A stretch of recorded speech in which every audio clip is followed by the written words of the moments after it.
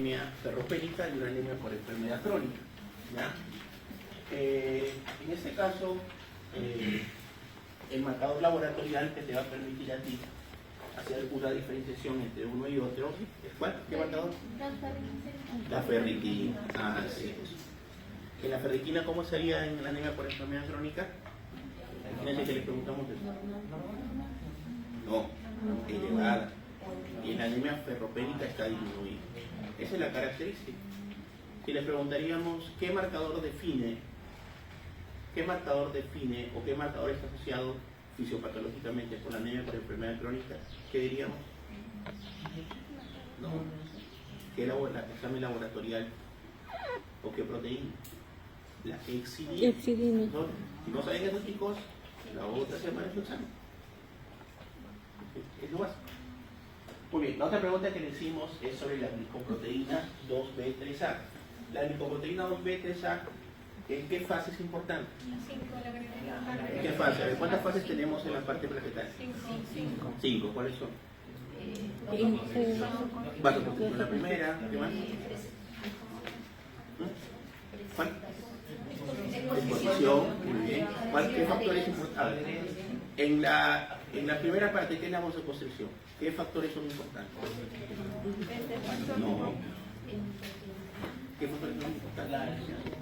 El tromboxano A2, la endotelina, porque yo quiero que hagan vasoconstricción. En la fase de exposición, ¿cuál es importante? El factor de von Willebrand. Así es. ¿Cuál sigue? ¿Sí? Adhesión. Ya. En la fase de adhesión, ¿qué gránulos nos ayudan? ¿Cuántos gránulos tenemos? ¿Cuáles son?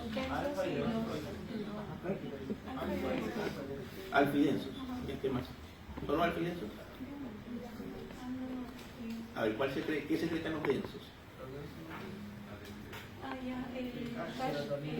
Ya, ok. Ya, ok. Son factores proagregantes. Proagregantes es lo más importante. ¿Ya? ¿Y los gránulos alfa?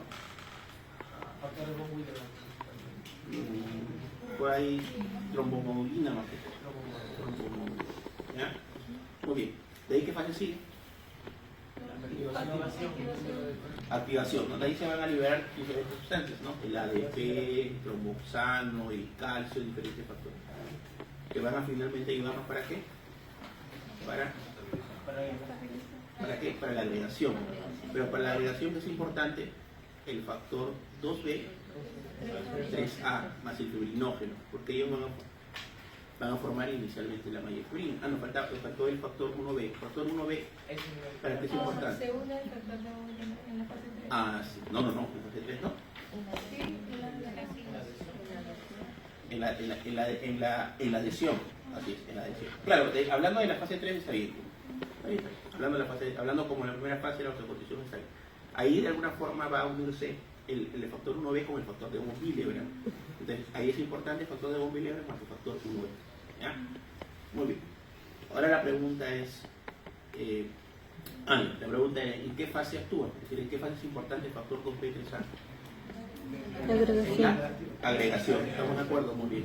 Entonces, si a mí me falta esta glicoproteína o la bloqueo farmacológicamente, ¿dónde va a estar alterada ¿y en qué fase? En la agregación. Muy bien, ya tienen una pregunta.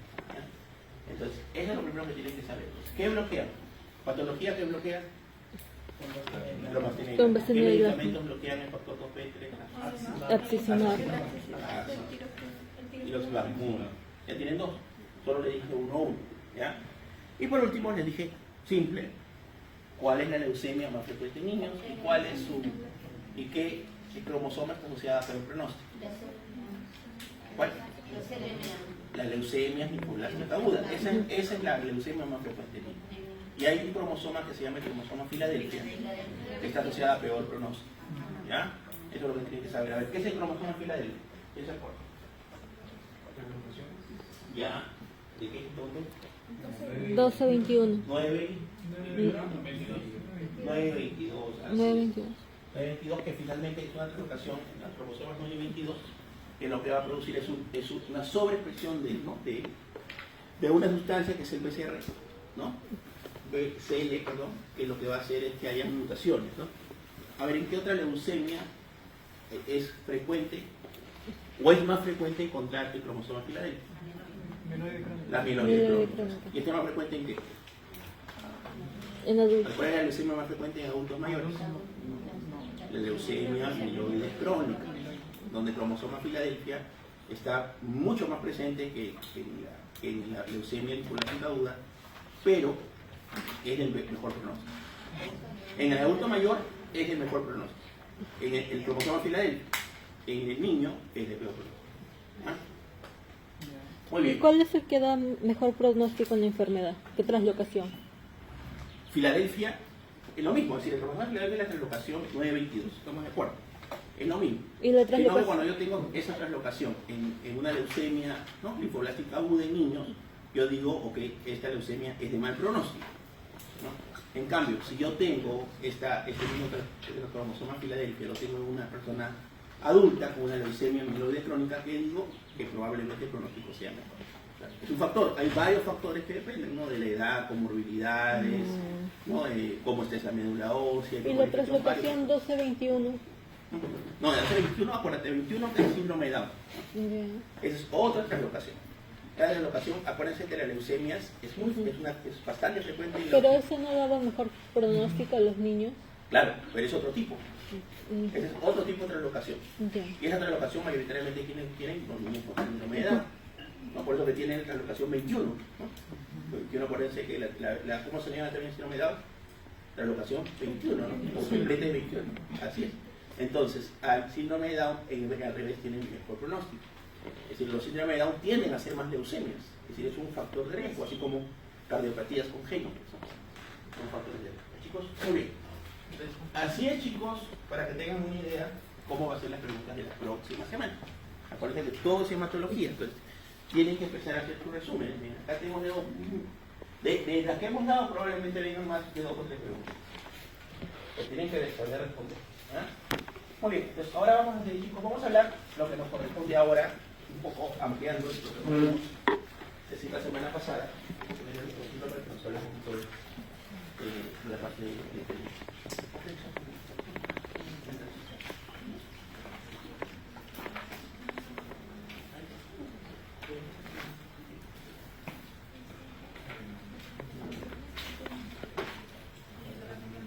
no, muy bien. A ver, chicos, lo que hay que ver ahora es esto, ¿no? Esto es muy importante porque la semana pasada que decíamos que las anemias se podían dividir de acuerdo a volumen corpuscular medio, ¿no? Que si yo tengo un volumen corpuscular medio por encima de 100, ¿hablo de qué? De anemias macrocíticas. Acuérdate, muchos se confunden, macrocíticas. De la macrocítica, la más frecuente es la anemia megaloblástica. Y la anemia megaloblástica es por 2 causas, ¿no? ¿Por qué? Porque me falta vitamina B12 o que me falta ácido fólico. ¿Ya? Muy bien. Entonces, en este caso, lo que vamos a ver es un poquito, y esto ya lo hemos realizado la semana pasada en algunos casos. Por ejemplo, la fuente de vitamina B12, más que todo, son las carnes. Carne, huevo, ¿no? Pescado, ¿no? Pescado negro, como se dice. Y la parte del ácido fólico, ¿qué tipo de alimento lo tienen? Los vegetales y los frutos secos. Ese dato es importante. ¿Por qué? Porque si una persona le llega a ustedes a la consulta y de alguna forma se gana, probablemente yo que podría pensar que tiene Déficit déficit de de... B12. Por ejemplo, le pongo un casito clínico, mujer vegana que llega a la consulta, ¿no?, con anemia, hemoglobina 9, volumen corpuscular medio en 120. Ya. ¿Cuál cree usted, por probabilidad, por factores de riesgo? ¿Hace cuánto tiempo inició No, el 2 años. tratamiento? 2 años. ¿Hay síndrome neurológico? No. Muy bien, mira, su compañera ha hecho 2 preguntas importantes, ¿no? El tiempo y si hay daño neurológico. Porque esos datos nos van a diferenciar en 2 cosas importantes. El tiempo en el cual se acaba la vitamina y 2, el síntoma neurológico que está asociado cuando falta vitamina B12. Cuando falta ácido fólico, raramente hay manifestaciones neurológicas. Entonces, acá hay 2 datos. Nos quedamos acá. Y esto acá para de alguna forma ver la parte de la compañía de la pregunta. ¿Ya? Muy bien. Entonces, ¿dónde se absorbe la vitamina B12? En el hilo, ¿no? en el ilion terminal. Pero en el ilion necesita dos cosas. Necesita el factor intrínseco y necesita, igual que con esto se los compartimos, no hay problema. Se los compartimos. Necesitamos el factor intrínseco y necesitamos la acidez gástrica, ¿no? Esas dos cositas son importantes para que finalmente se libere el factor intrínseco. Y esta vitamina B12 se va a unir al factor intrínseco y finalmente va a viajar hasta el ilion terminal y se va a absorber. Es decir, en el ilion terminal hay receptores para que pueda absorberse la vitamina B12. Ahí se absorbe. Entonces, si nosotros les ponemos casos clínicos, por ejemplo, donde hay patología del ilion, y le decimos qué es lo que probablemente qué vitamina no se absorbe, ¿cuál podrían poner ustedes? B12. La B12. Pero hay otras cosas que también se absorben en el ilion. A ver qué se acuerda. Muy aparte de la vitamina B12. La vitamina A y las sales minerales. Esas dos cosas, es decir, son las más importantes. Debería poner en el caso un caso clínico, ¿no? Un paciente que no tiene ilion y le dicen qué deficiencia considera usted que no habría, ¿no? No habría. Le ponen vitamina A, vitamina D, ¿no? Le ponen vitamina B12, le ponen sales biliares. ¿Ahí qué sería? Vitamina D. Vitamina D, porque la vitamina D no se Vitamina absorbe D. el ilion, ¿no? Ese es el concepto que tienen ustedes que tener, ¿ya? En cambio, el ácido fólico, miren, ¿dónde se absorbe? En el duodeno y en el yeyuno proximal. Por ejemplo, en el duodeno se absorben varias cosas. ¿Sabes qué se absorbe? La semana pasada dijimos. El hierro. ¿Qué más? La B12 también. No. No, El B9, ácido perdón. fólico. B9. Ácido fólico. ¿Cuál es el ácido fólico? La B9. ¿Qué más? El calcio. Calcio. El calcio. Es decir, estas tres cosas son importantes porque se absorben acá. Lo mismo, otro caso clínico, ¿no? Paciente que por cirugías, ¿no? Se le hace una duodenectomía, ¿no? Llega a la consulta, es más raro hacer una duodenectomía, ¿no? Pero la idea es el ejercicio práctico. El ilion sí, muchas personas se les resecciona el ilion, ¿no? Por patologías o porque el ilion no funciona. Porque hay patología, a ver, ¿qué patologías en gastroenterología afectan el ilion? Pensando en un caso clínico. ¿Qué afectan? ¿Qué patologías suelen afectar el ilion? Dos patologías afectan el ilion de gastroenterología. No es la pregunta, sino le estoy viendo porque si les ponen el caso clínico y ustedes no saben exactamente que estas patologías afectan el ilion mayoritariamente, ¿qué va a pasar? No las van a saber. Muy bien. La enfermedad de Crohn es una patología que le gusta afectar mucho el ilion, ¿no? La válvula resecal. ¿Qué más? La tuberculosis. La TBC. Ahí está. Le ponemos un caso clínico, un paciente con tuberculosis, ¿no? Enteroperitoneal, ¿no? Que se llega a la consulta, porque ahí está el dato. Es tuberculosis, que significa que el ilion probablemente tenga patología, está inflamado, ¿no? Es que no se va a absorber la vitamina B2. ¿Sí? ¿Estamos de acuerdo? ¿Sí? Tengo que, acuérdense, esto es ciencias básicas aplicadas a la clínica. Tengo que agrupar todo lo que he aprendido, ¿no? En mis buenos 5 años o 5 años y medio de carrera. Muy bien. Y el otro dato, por eso estaba poniendo este dato acá, eran las reservas. Por eso que su compañera hizo una pregunta bastante importante. Dijo, doctor, ¿cuánto tiene? Porque finalmente yo tengo más reservas de qué? De vitamina B12. ¿Y dónde se reservan? En mi hígado. Y las reservas menos frecuentes las tengo de ácido fólico. Por lo tanto, si yo tengo más reservas de vitamina B12 y menos reservas de ácido fólico, ¿cuál es la causa más frecuente de anemia megaloblástico?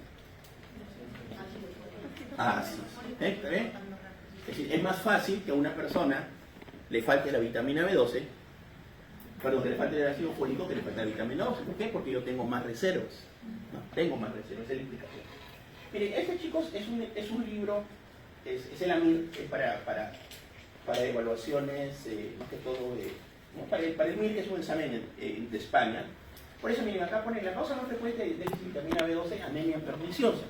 A ver, ¿cuál es la anemia perniciosa? La definición. Es una enfermedad autoinmune. Muy bien, ¿qué produce? No. Está bien los segundos. Ya.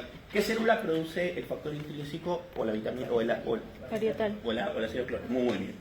Eso es lo que tienen que conocer. Primero tenemos que recordar, ¿no? La parte de ciencias básicas, que yo tengo una célula, que es la célula parietal, que mayoritariamente no se encuentra. Ah, no, estamos hablando de gasto, no vamos a morir. No, ya. Que se encuentra en el estómago y que su función principal es secretar ácido clorhídrico y a su vez secretar factor intrínseco. Y dijimos, factor intrínseco, ¿por qué es importante? Porque absorbe ayuda a absorber en el ilion, transporta y ayuda a la absorción en el ilion terminal, ¿no? Es importante. Por ejemplo, si yo tengo cualquier patología que afecte a esa célula parietal, ¿voy a tener anemia o no? ¿Anemia megaloblástica? Sí. Porque necesito el factor intrínseco. Entonces, ahí hay mil patologías, ¿no? Por ejemplo, si tengo una atrofia gástrica, sí, tengo una atrofia gástrica, ¿no? Si las células disminuyen de tamaño, no producen adecuadamente factor intrínseco, ¿no? Y finalmente no voy a tener También de en otra los forma. Un bebedores paciente, por está. ejemplo, a un paciente, ¿no? Ustedes, está de moda, le llega a su consulta porque hace 3 años le han hecho una manga gástrica. ¿Estamos de acuerdo? ¿No? Claro, porque probablemente puede ser que también haya disminuido la cantidad de ¿qué? Factor intrínseco. De células parietales, que son las que producen. Si a un paciente le han diagnosticado un cáncer y le hicieron una gastrectomía total, ¿podrá tener deficiencia de factor intrínseco? Sí. Porque no tiene células parietales. ¿Entienden? Es decir, siempre lean en cada caso clínico cuál es el factor importante inicial, ¿no? Es decir, ahí les va a analizar. Pero si yo no sé qué es la célula parietal, no sé qué factores produce, no voy a entender nunca, es decir, me voy a marear con las preguntas.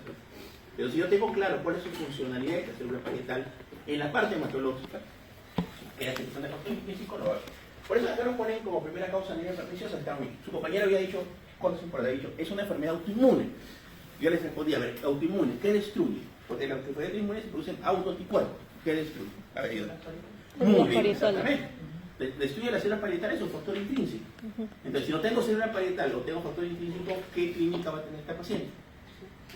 Anemia. Anemia. Y esto es muy frecuente en los europeos. Por eso de acá le ponen causa más frecuente anemia perniciosa. En cambio, el déficit de ácido fólico es el alcoholismo. Porque finalmente va a ser, ¿dónde tenemos nuestras reservas? En el hígado. ¿No? Aparte que la persona que mayoritariamente es alcohólico no come. ¿Estamos de acuerdo? Por eso que hacen hipertrofia parotidia, ¿no? Porque no comen. Solo toman licor, ¿no? Entonces, al hacer este dato, ¿qué va a pasar? Mi déficit es menor, un alcohólico va a tener mayor riesgo. El no comer, ¿estamos de acuerdo? ¿Cuál va a ser la que va a faltar? Más rápidamente. ¿Esta o esta? Es el análisis. Es el análisis. Muy bien. Entonces, decíamos la semana pasada que la vitamina B2 y el ácido fólico son importantes porque van a formar el ADN. Más importante que dijimos, si queremos ser más precisos, las purinas y pirinas. Para eso es importante el ácido fólico y la vitamina B2. Entonces, la clínica de esto mayoritariamente van a ser en la parte, generalmente, en células que tienen rápida reproducción. Las dos van a producir anemia. ¿De qué tipo? Anemia macrocítica, ¿no? Megaloblástica. Esa es la característica importante, ¿ya? Pero hay otros datos, miren, por ejemplo, digestiva, lositis y malabsorción. ¿Por qué malabsorción? Porque los enterocitos también se tienen que reproducir, al no tenerse, ¿qué hacen? Se ponen dismórficos, entonces hay malabsorción, ¿no? Y la lositis atrófica, se llama la lengua. Pero el dato más importante es esto, chicos, la parte neurológica, ¿ya? Y acá le podemos preguntar mil cosas, ¿no? Por ejemplo, paciente, ¿no? De 70 años, ¿no? Que es gastrectomizado, que ingresa a la consulta con una hemoglobina 9, un volumen corpuscular medio en 120, ¿no? En una lámina periférica tiene polisegmentación en neutrófilos, refiere dentro de su clínica, ¿no? Adormecimiento en miembros inferiores. 2 puntos. ¿Cuál es su sospecha clínica? ¿Deficiencia de qué tiene? Deficiencia de B12 por anemia megaloblástica. 2 puntos, deficiencia de vitamina B2. ¿Estamos de acuerdo?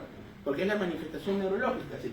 Cuando hay manifestación neurológica, lo que yo tengo, es decir, en una anemia macrocítica, y en un caso clínico ustedes ven, ¿no? Hemoglobina en 8, y aparte les ponen que tiene un volumen corpuscular medio por encima de 100, ¿no? Yo digo, y tiene síntomas neurológicos, yo digo acá, en cerebrito que digo, probablemente me quieren hablar de una anemia por deficiencia de vitamina B2. ¿Ya? ¿Quedó claro? Muy bien. De ahí hay otros datos más, que es la degeneración combinada subaguda medular, que esto es lo que va a producir, ¿qué es? Alteraciones en la marcha, taxia, ¿no? Porque hace que haya alteraciones en la propiocepción de los miembros inferiores. El paciente que va a tener ataxia. Y por último, es decir, lo más grave, ¿sí? Ahí les podemos preguntar, ¿no? ¿Cuál es la manifestación más grave neurológicamente de la deficiencia de vitamina B2? Demencia, así es, la demencia, pero es reversible. Tú le das vitamina B2 al paciente y mejora. Doctor, yo había leído que decían que igual si tú le dabas podía haber problemas en cuanto a la parte de la demencia. O sea, que decía que no mejoraba, sino que podía haber un tiempo en el que empeoraba. ¿Es cierto? Es una demencia reversible, ¿no? Es decir, está dentro de las cosas de demencia reversible. Al estar en las cosas de demencia reversible, ¿qué significa? Que tú le das y mejora. Sí. Que mejore al 100% es diferente. Si puede ser una mejoría total, o puede ser una mejoría parcial. Pero es de mejora, ¿no? Porque tú le das lo que le falta al paciente. Ok. Entonces, acá los niveles séricos, chicos, es importante. Mira, los niveles séricos son los normales, ¿no? Los niveles séricos determinados de 200 a 1200 microgramos por mililitro, y acá el ácido fólico de 6 a 20. No solamente son valores, les podemos poner valores, pero generalmente a veces ponemos el valor normal al costado para que ustedes lo analicen, ¿no? Raro que le pongamos solo el valor. Solo que sea pues algo ya que todos sí o sí tienen que saber, ¿no? No le vamos a poner hemoglobina en 9 y al costado le vamos a poner de 12 a 14, ¿me entienden? No le vamos a poner eso, pero en estos casos que son un poquito más buscaditos. En cuanto a laboratorio, estos chicos importantes. Acá les preguntamos, bien, acá sí, máxima concentración. Entonces, cuando yo tengo deficiencia de vitamina B12, mayoritariamente lo que hago es pedir elaborar en sí la vitamina. ¿Quedó claro? Sí. Pido la vitamina. Pero en algunos casos, ¿qué pasa? Que pueden estar los dos disminuidos. O que uno está disminuido y el otro no.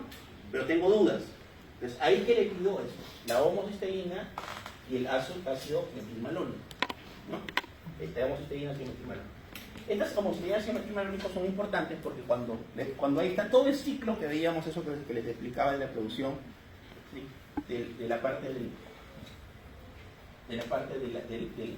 del ADN, ¿no? Tiene varias vías. Entonces, ¿qué va a pasar? Cuando yo tengo deficiencia de vitamina B12, tanto la homocisteína y el ácido metilmalónico se van a elevar. Se van a elevar, como ven ustedes, se elevan. En cambio, cuando yo tengo deficiencia de ácido fólico, la homocisteína sigue elevada y el ácido metilmalónico está normal o está disminuido. ¿Ya? Esta es una forma de diferenciar, pidiendo que homocisteína o ácido metilmalónico. Entonces, si yo les pongo un paciente, ¿no? Que les digo el caso clínico, por ejemplo, para poder entender. Paciente ¿no? Alcohólico, ¿ya? Alcohólico de 2 años, que tiene una hemoglobina de 9, tiene un volumen corpuscular medio de 120 y tiene una polisegmentación de neutrófilos. Según el caso clínico, ¿cómo considera usted que estuviera la homocisteína y el ácido metilmalónico? A ver, primero tengo que analizar cuál es mi sospecha. ¿Qué le falta a este paciente? Según el historia clínica. Muy bien. Ok, entonces que yo les dije, ¿cómo estaría su homocisteína y ácido metilmalónico? ¿Cómo estaría su homocisteína en este paciente? Elevado. ¿Cómo estaría su metilmalónico? Normal o disminuido. ¿Ya? Es decir, el análisis del caso clínico es importante, ¿entiendes? Ahí te dan los datos, ¿no? A veces, como muy bien ha dicho el doctor Silva, tenemos un caso clínico donde ningún tema es relevante. Pero a veces sí, pero tiene que darse cuenta porque hay datos que nos pueden servir para hacer un análisis final, ¿no? Lo mismo, le ponemos otro caso clínico, ¿ya? Paciente con diagnóstico de anemia perniciosa, ¿no? Anemia perniciosa. Así de simple, paciente con diagnóstico de anemia perniciosa.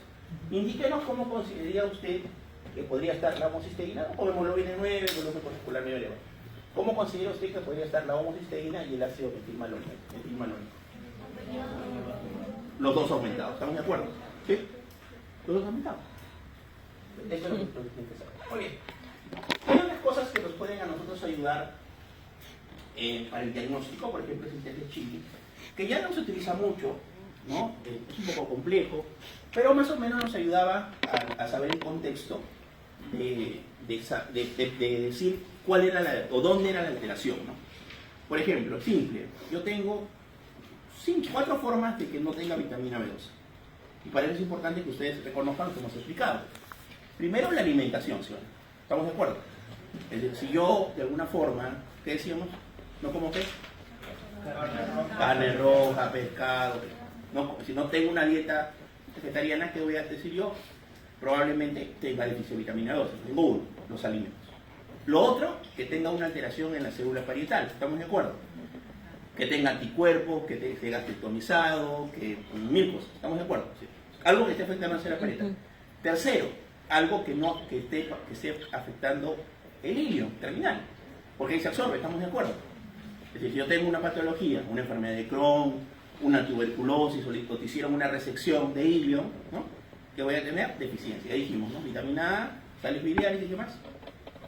¿Cuáles son las tres que se absorben mayormente en el ilio? Calcio. Vitamina A, vitamina B12 vitamina y D. bueno, ya tenemos este concepto. ¿no? Y por último, que me falla el hígado, porque ¿dónde se absorbe? ¿Dónde se reserva en el hígado? Entonces, estas cuatro cosas. Entonces, el té de Schilling era eso, ¿no? Te decía dónde tiene que ver. Porque finalmente también es importante para el tratamiento. Por ejemplo, si yo no tengo células parietales, ¿cómo le daría el ácido fólico? ¿Vía oral? No. No, porque no se va a absorber nunca. ¿Sí o no? Intramuscular o endovenoso, ¿no? En cambio, si el tema es que no consume porque es vegetariana, te puede dar vía oral, ¿sí o no? ¿Estamos de acuerdo, sí o no? ¿Estamos de acuerdo? Si el tema es que el hígado está fallando, tampoco, porque no va a tener reserva, ¿sí o no? No. Si el ilion está reseccionado, tiene patología, tampoco, porque finalmente no se va a absorber, ¿me entiendes? Ese era el test de Chile. Te hacías un test donde te medían de otra forma la vía oral, la vitamina B12, de ahí la medías en sangre, la medías en orina, de alguna forma te determinaba. Eso no lo vamos a preguntar solamente por secoce. Y por último, lo que está acá, chicos, anticuerpos, ¿no? Es decir, lo que decía su compañero. Entonces, la anemia perniciosa lo que produce es una enfermedad autoinmune que produce anticuerpos, ¿no? Contra la célula parietal o el factor intrínseco, siendo los anticuerpos contra la célula parietal más sensible y contra el factor intrínseco más específico. ¿Ya? Lo otro que se puede pedir es el déficit de ácido fólico, es el folato intraerositario, que está disminuido, ¿no? Es otro marcador que se puede pedir. Y acá está el tratamiento, ¿no? Vitamina B12, B12 intramuscular, ácido fólico oral, y cuando hay deficiencia de ácido fólico. ¿Por qué siempre cuando hay deficiencia de vitamina B12 lo ideal es dar también ácido fólico? Porque los dos son importantes para eso, ¿no? Para finalmente producir el ADN. Se suman, es decir, el ácido fólico como que ayuda a la vitamina B12, ¿ya?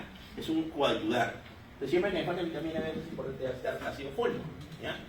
En cambio, cuando yo solamente tengo deficiencia de ácido fólico, el ácido fólico. Así, ¿ya? Es decir, eso es la traducción de eso. ¿Ya, chicos? Si tiene un problema neurótico, ¿es llegar a la vitamina B12 por vida? Claro, porque si es una enfermedad, una anemia perniciosa, lo que yo hago con mi paciente es darle de por vida, ¿no? Porque finalmente esa célula parietal ya está destruida probablemente, ¿no? Ya está destruida. Por ejemplo, tengo una patología en mi ilion también, ¿no? Tengo una recesión iliar, ya nunca voy a poder, entonces tengo que darle su vitamina B12 por vida, ¿no? ¿Va a ser vía intramuscular o endovenoso? Se puede dar las dos vías, ¿no? Intramuscular o endovenoso. Se puede hacerlo así. Muy bien, chicos, esto es importante porque cada uno de los clínicos pues, se preguntaba, ¿ya? Igual, como yo fotos y compartan los grupos, ¿ya? Sí, ahí te lo comparto. Recuerden que la otra semana ya soy eso, ¿ya? Muy bien.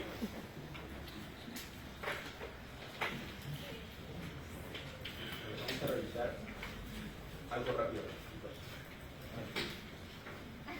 Muy bien.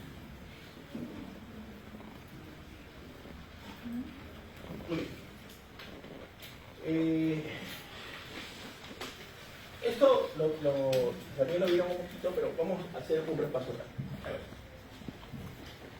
La aspirina, acuérdense, la semana pasada decíamos que había dos marcadores, o dos en el laboratorio, perdón, que eran el tiempo de sangría y el tiempo de coagulación. Que lo que se evalúan es la calidad de la plaqueta, no la cantidad.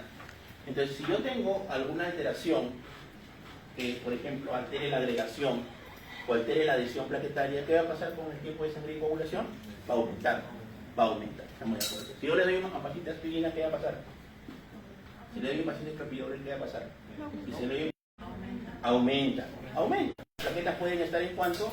Pueden estar en 200.000. ¿Es normal o no? ¿Cuánto es lo normal el valor de las plaquetas?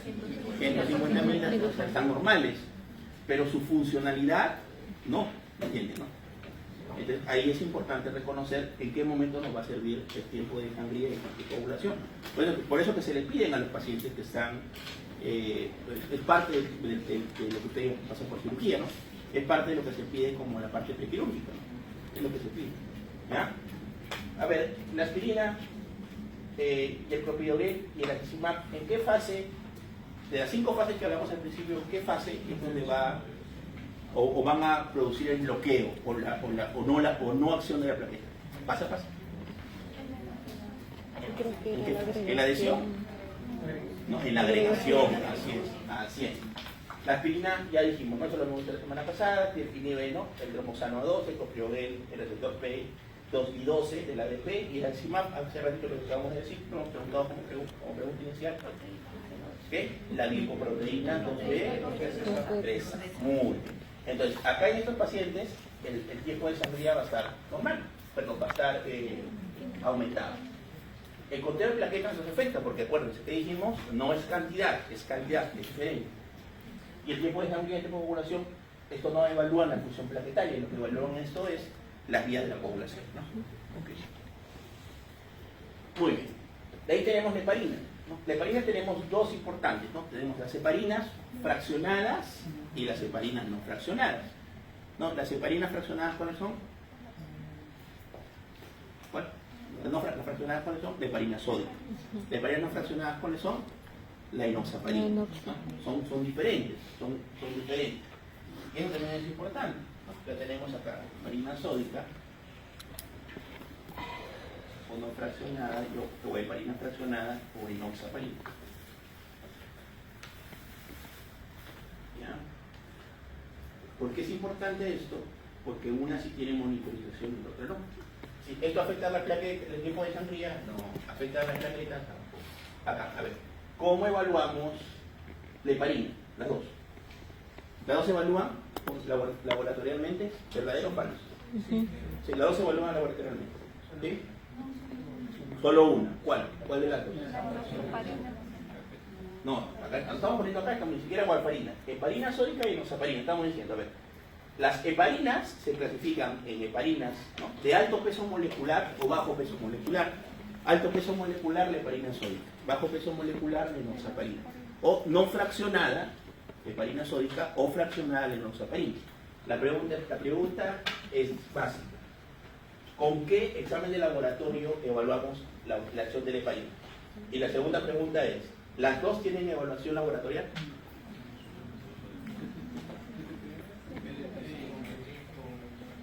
El DTP. Ya, ok. Está bien, ya, pero ¿cuál de las dos? La enoxaparina.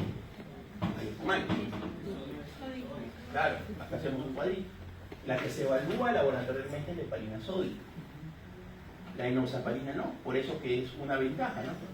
No necesitas tú tener monitoreo. En cambio, cuando tú utilizas heparina sódica, sí. Por eso que la heparina sódica prácticamente está en desuso. Ahora lo que utilizamos más es la enoxaparina, o la de heparina, o las heparinas fraccionadas, o de bajo peso molecular. ¿Ya? ¿Por qué? Una ventaja, ¿cuál es? Que no se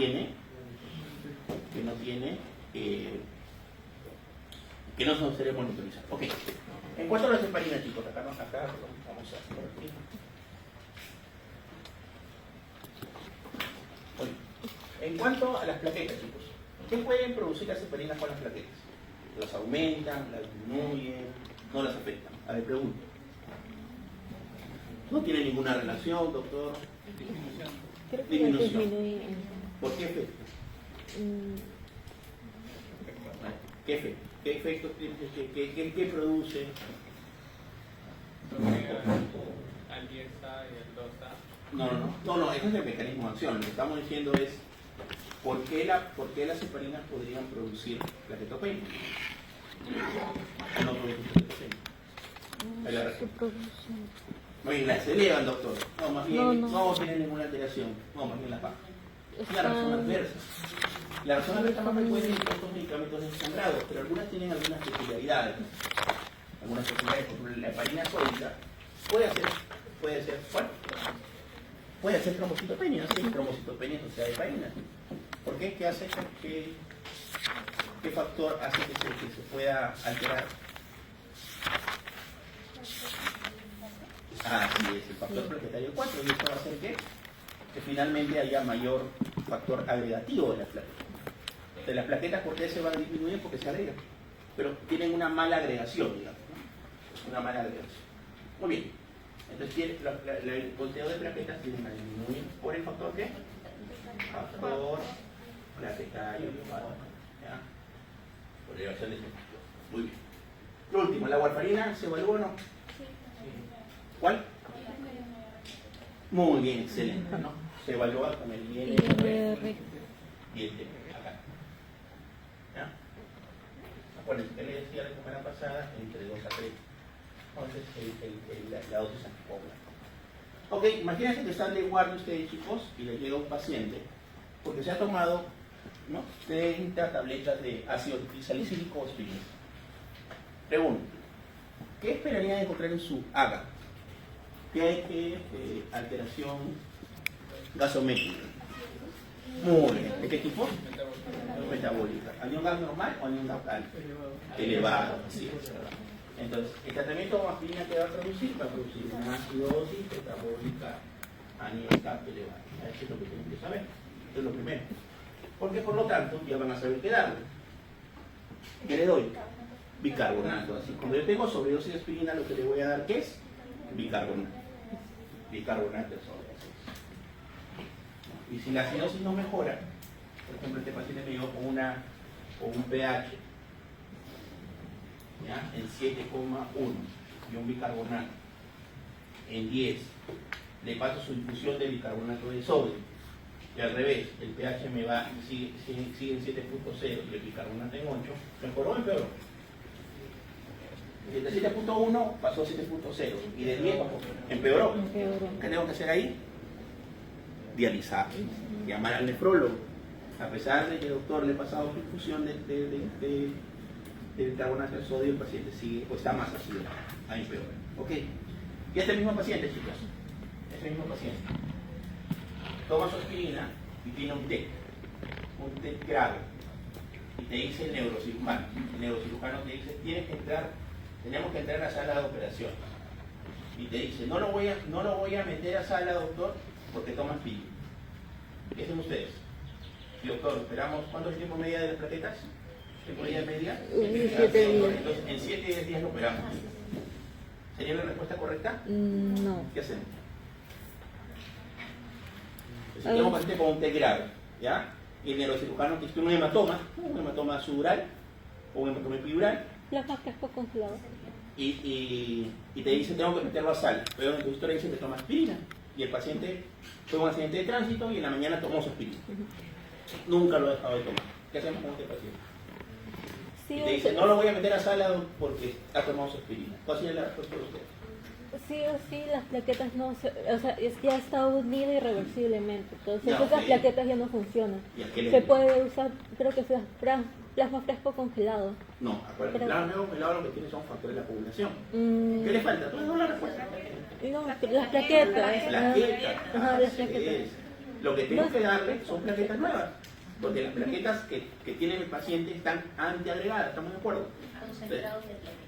Así es, concentrado, pool de plaquetas, hay diferentes tipos. Ya. No nos mareemos con el término. Lo importante que tienen que saber ustedes es que yo puedo utilizar, en este caso, plaquetas. ¿Estamos de acuerdo? ¿Sí? ¿Cómo se llama el de estos? ¿Cómo se llama? Tiene su nombre. Bueno, El que es solamente las plaquetas. Pool de plaquetas. Pool de plaquetas. Ajá. Ahí. pool de plaquetas. Se le pone, eso es un concentrado de plaquetas, ¿no? Concentrado de plaquetas donde hay varias unidades. Muy bien, miren, entonces acá tenemos el manejo de la intoxicación y tenemos el manejo de un paciente que amerita cirugía, pero que no lo puedo que no necesitaría operar. Ahora nos vamos al otro lado. Warfarina. Otro caso. Un paciente le llega con un shock hipovolémico, en shock, hipotenso, taquicárdico, frialdad distal, presión arterial 40-20. Tiene como dato que toma warfarina. Entonces usted, ok. Pues, ¿qué le pediríamos? Un INR. Un INR. Ok. Y el INR te sale en 9. ¿Qué hacemos? Nada, doctor, no, lo que pasa es que tiene una úlcera, ¿no? Tiene una úlcera, le han hecho endoscopía, doctor, tiene una úlcera grandaza. Le han hecho tratamiento endoscópico, ¿no? Le han puesto su adrenalina y con eso ya ha controlado el sangrado. ¿Lo dejamos así? No. No, porque está. ¿Cuánto dijimos que es lo que debemos tener de valor? 2 a 3, de 9. 2 a 3. Está 2 veces más del valor que yo necesito, ¿cierto? 3 veces más, perdón. ¿Qué haría en ese caso? A ver, ¿qué caso? Sobredosis de warfarina. ¿Qué le doy? Muy bien. Una vitamina ¿Qué K. más? ¿Qué más? ¿Cuál es el problema en la vitamina K? Que actúa a las 12 horas. Sí. Si yo le pongo ahorita a una persona que tiene un NR9, está con choque hipovolémico, tiene un NR9, y le pongo la vitamina K, ¿qué significa? Que no va a actuar ahorita, va a actuar 12 horas después. ¿Será necesario en este momento? No. Plasma. Ahora sí lo tenemos. Ahora sí era plasma. Plasma fresco congelado. El plasma congelado, chicos, ¿cuál es su virtud? Que tiene todos los factores de la coagulación. Tiene todos los factores de la coagulación, por lo tanto, va a ser valioso, ¿no? Pero finalmente, acuérdense, lógico, doctor, pero a este le falta alguno. Puede ser, pero lo ideal es que esté dando todos los factores de la coagulación. ¿Ya? Entonces, finalmente, muchas veces le preguntamos, según un paciente que tiene no sobredosis o intoxicación por warfarina o un caso clínico, ¿no? Paciente que es hipovolémico, NR9, ¿cuál sería el antídoto? Lo general siempre hay que poner los dos. A pesar que para la parte aguda más nos sirve el plasma fresco congelado, pero los dos son importantes, ¿no? Los dos son importantes, chicos.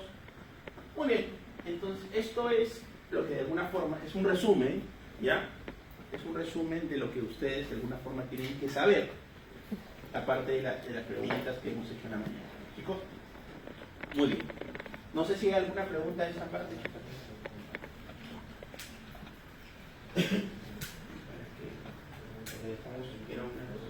Vamos a avanzar un poco más para dejarles al próximo para que les hable un poquito de la parte neurológica. Creo que hemos hablado.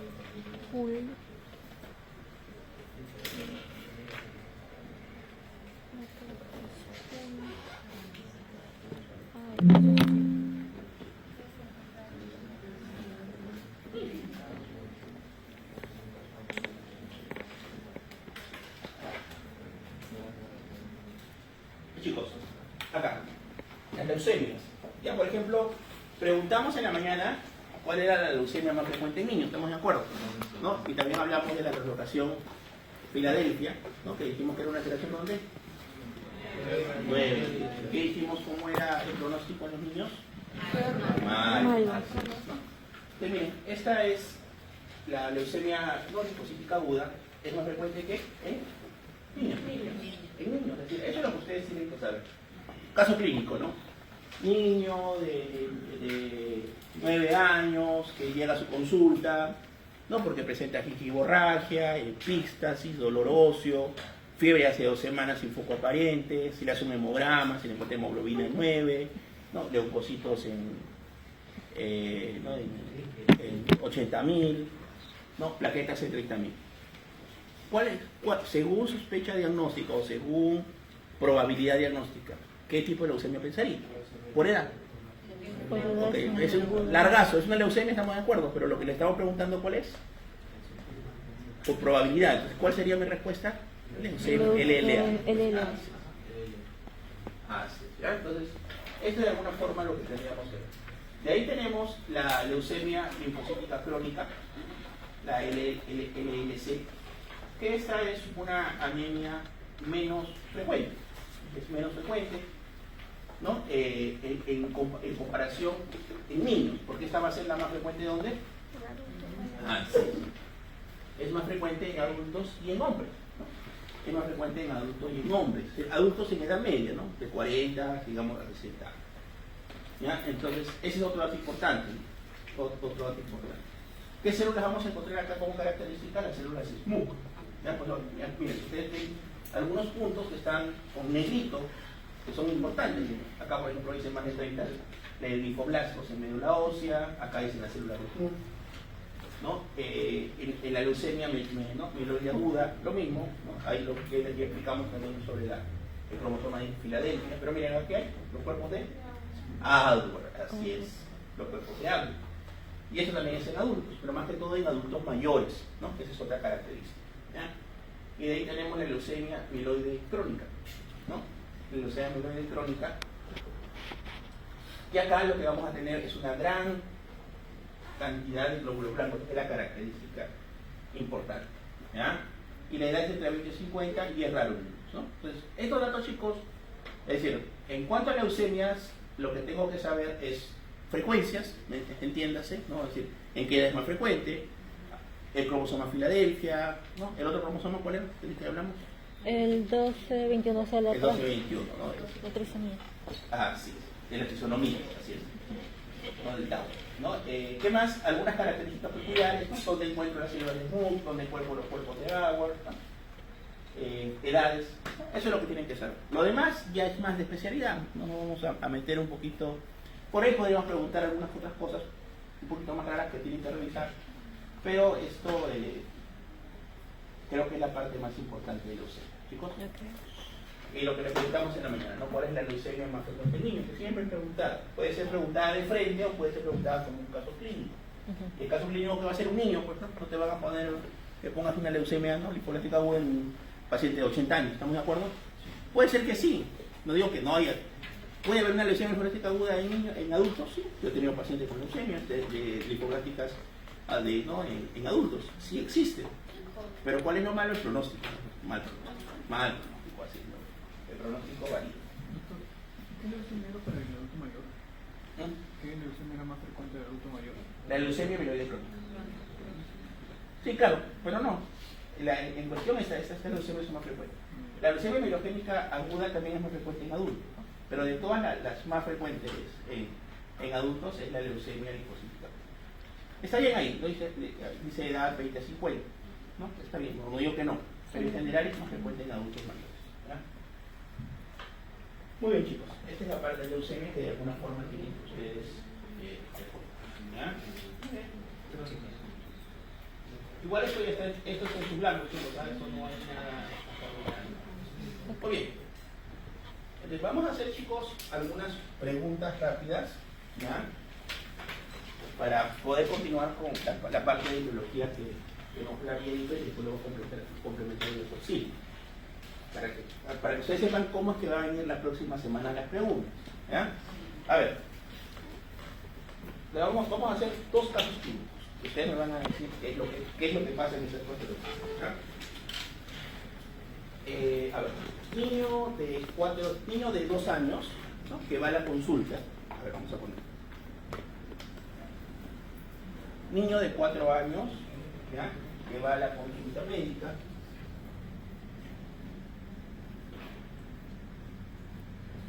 Preocupados familiares porque tienen retraso en su crecimiento.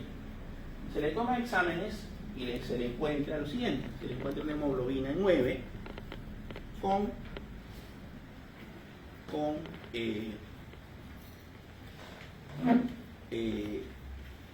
volumen corpuscular medio en 70.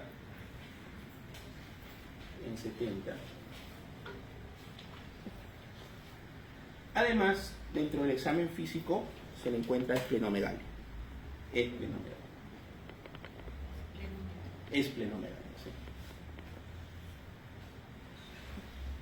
sí. Y impresiona ligero tinte ictérico. Por lo que se le toma un perfil hepático, encontrándole una bilirrubina indirecta en 3. Bilirrubina indirecta en 3. Muy bien. Ok. Segunda pregunta. ¿Están ustedes de guardia en su segundo, en el centro de salud, en un centro de salud de Cerro de Pasco, para no poner en un lugar en especial? Les llega un paciente que después de haber consumido una bolsita de habas presenta palpitaciones, sensación de falta de aire, por lo que se le toma exámenes, encontrándosele una hemoglobina 9, bilirrubina indirecta en 3, deshidrogenasa láctica elevada y reticulocitos en 10%. A ver, chicos.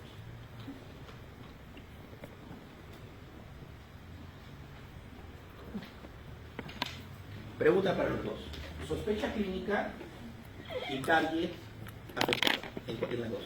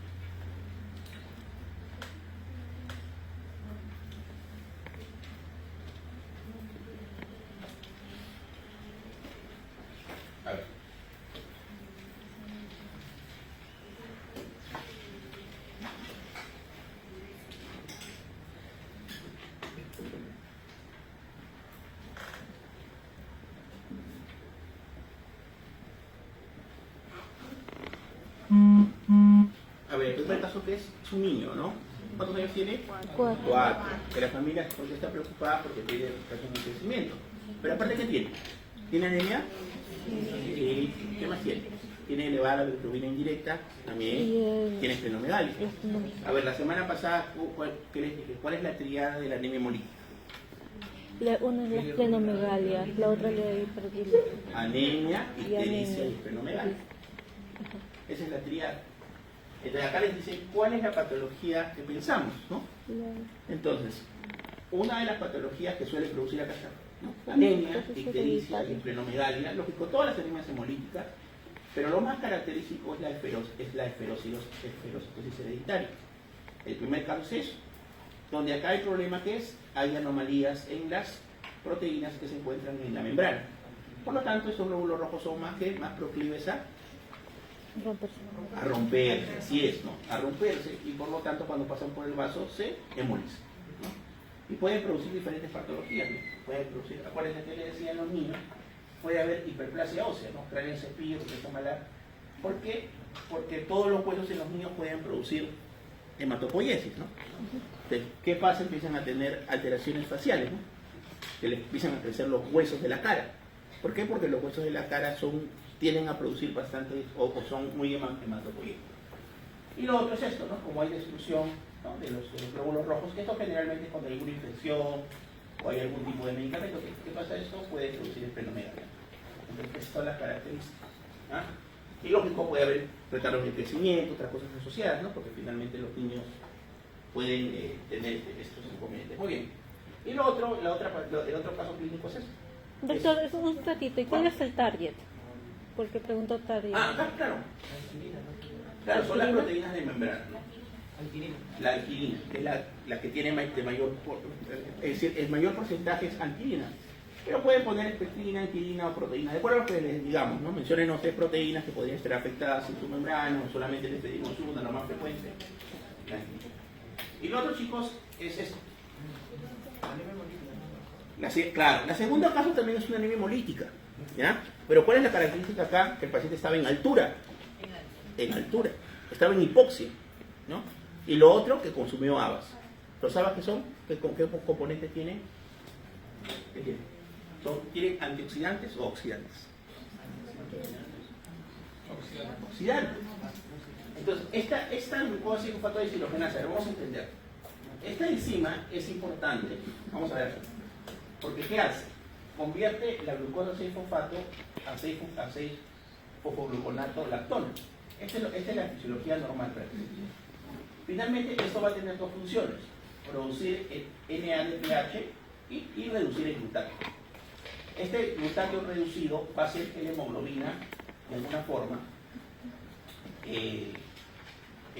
no pueda de alguna forma afectar su estructura o tener mayor predisposición a hemolizarse, ¿ya? Eso es lo que normalmente va a suscitarse. Esto es lo normal. Entonces, ¿qué pasa? Cuando una persona tiene una glucosa 6-fosfato deshidrogenasa, no se va a producir ni la NADPH ni el glutatión reducido. Es decir, se va a quedar en NAP y se va a quedar en glutatión oxidado. Y el glutatión oxidado, ¿qué puede hacer? Que ese glóbulo rojo se hemolice. Pero cuando hay algo estresante, por ejemplo, el favismo, es el consumo de aguas, o el paciente tiene una infección, ¿no?